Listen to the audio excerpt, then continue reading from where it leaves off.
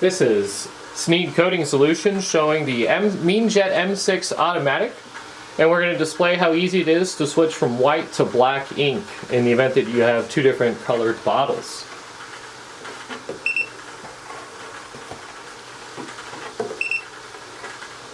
We've just printed 3 of our black quart bottles here with the white ink, and now we're going to switch from white to black ink in a matter of a few quick seconds.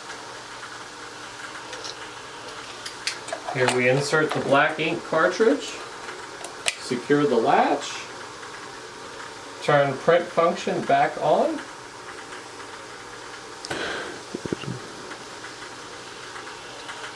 and now we're going to run our white bottles through with the black ink.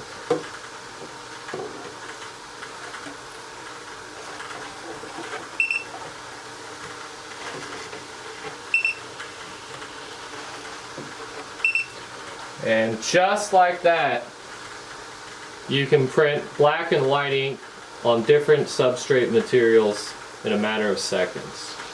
Keep coding simple.